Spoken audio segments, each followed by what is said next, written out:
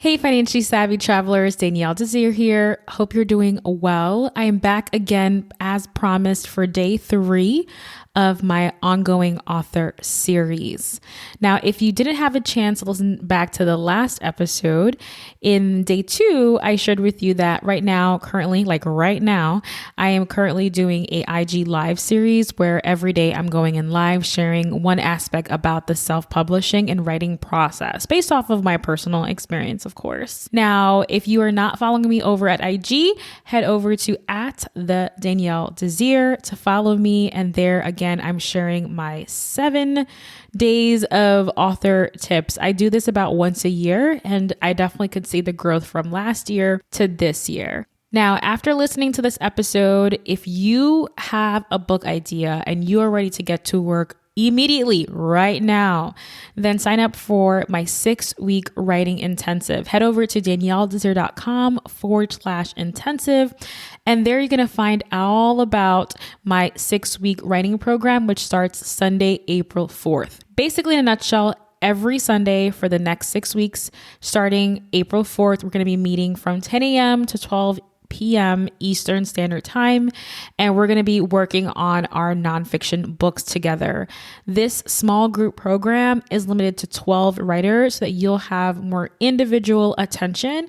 And this program is really perfect for anyone who wants to write a nonfiction book. They have an idea, or maybe they have an outline already. They want to learn more about the self-publishing process through hands-on learning. You're going to be working every step of the way. I'm here to guide, but you're going to be doing the work. Also, this program is for anyone who has 2 hours or more dedicating to writing every single week, and who would enjoy being in a group setting and wants to bounce ideas off of others and wants to be able to meet other ambitious writers and authors. So you could learn all about this 6-week program. We're going to go through not only the book cover design process, but how to set up a pre-order. And also we're going to create a marketing plan for you. Of course, we're going to have writing sessions every Sunday. So there's just a lot that's jam-packed into this program. And I'm going to be writing my 6th book alongside you. So I'm very excited. I'm always excited, guys. But I'm really excited for this special offer for the spring cohort. Okay. Now let's dive into today's session. So today we're going to be talking about the outlining process. The outlining process, I feel personally, has been really, really important, and it's not something that I skip or I take lightly. After I set a date out into the future, like I mentioned in day 2, set a date out in the future for writing my book, before I even commit to writing my intro or, really fleshing out my written content, I actually sit down and write an outline. My outlining process, I give it a week. That's usually the first week of writing is really for me, the outlining process, because I just want to give myself enough time to ease my mind and ease myself into the next book that I'm writing. So with that being said, as I'm sitting down and outlining, I primarily do first pass as a brain dump. So I think about what are all the things that I definitely want to have mentioned in the book. And I try to just do a very overall messy brain dump. And then I, put it to the side and I take a break for the day. Day 2, I come in and I think about it again. I say, okay, did I miss anything? Is there anything that I would like to add to this brain dump? And then what I tried to start doing is try to start picking out overarching themes. And each of these overarching themes, I usually bold it, and that ends up actually becoming chapter titles or chapter topics. So I'm really thinking about what are the big chunks of ideas that will most likely need its own chapter, and I bold those. Now I put the outline away and I take a break. The next day when I come back, and now this is again, it's a week-long process, but the next day when I come back, I start filling in underneath each overarching topic. I start to fill in the details. I try to fine tune and I drill down further and further. And throughout the week, I will continuously come back to this, and I try to put as much information as I can under each section. What I found is that my outline is important because it ends up being a roadmap. It ends up being a lighthouse, a beacon of light for me when I am in the thick of it and I'm feeling maybe discouraged or I'm a little confused, like my most recent book, Planning Local Trips During a Pandemic, there was a lot of that writing in that book at the time was very fuzzy for me. Like I felt lost, and it could be a frustrating place to be. So having an outline really kept me grounded. It kept me focused to originally what was the point of this book, originally what was the overarching goal. And again, I use my outline very closely. So every time I'm working on a new chapter, I'm looking at, okay, what did I touch in my outline?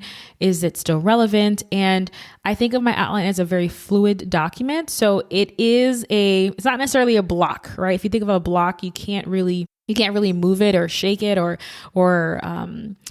manipulate it. But I think of my outline as like a fluid. Think of it as like Play-Doh a little bit, right? So it's like, yes, I have a structure, but it may end up tweaking and changing a little bit over time.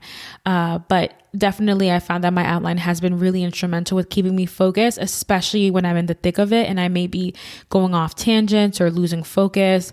My outline definitely keeps me grounded. Okay. So overall, I do feel outline is very, very important. And like I mentioned before, I spend about a week fine-tuning my outline. And like I mentioned before, my outline ends up actually being the skeleton for my table of contents, actually. So if you look at my outline, my rough draft outline, and my table of contents, a lot of it is very, very similar. The main difference between my outline and table of contents is that my table of content doesn't have all of the fluff, all the bullet pointed lists of all the details. It's just overarching overarching chapter topics. Okay. The one thing I wanted to say, an additional tip for you, is that when I was first starting my books, I would literally meticulously work through my writing of the book by following the outline, meaning that I would do the preface, then the intro, then chapter 1, chapter 2, and I would write based off of the outline. And as a close to almost 6-time author now, I don't do that as much. I actually use the outline independently as a guide, but when I'm sitting down and writing, I think about for the day or for that week, what topic in my book am I most excited about? And I actually tackle that topic first.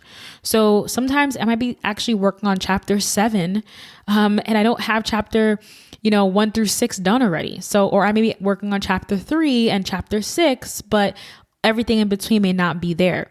So don't be afraid to use your outline as a guide, but you don't have to write your book in chronological order.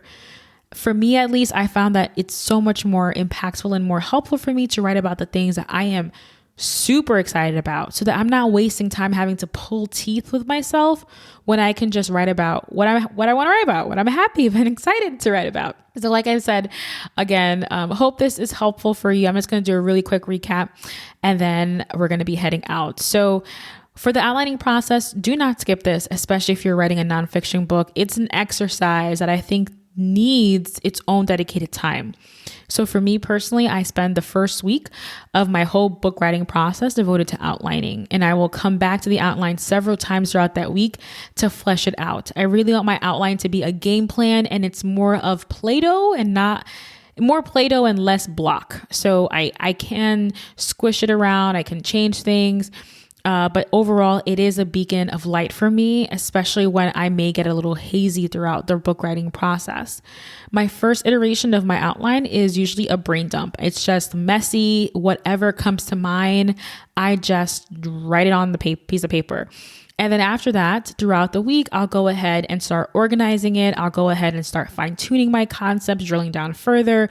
I may even include links to research that I want to, read later on.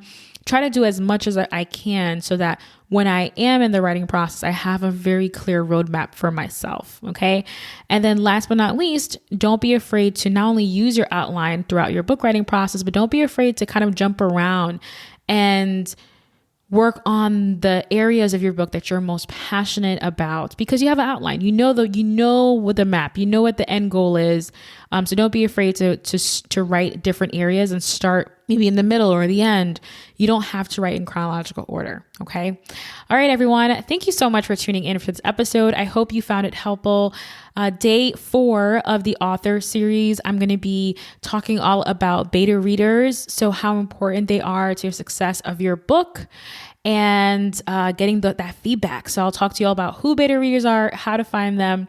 Head over to @the_Danielle_Desir on Instagram to follow me and keep in touch with me.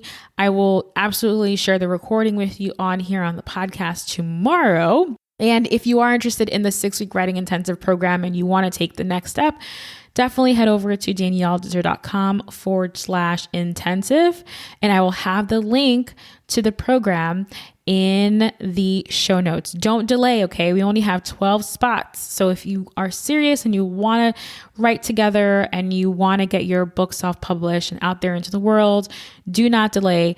Our program starts April 4th. I'll talk to you guys again soon. Bye.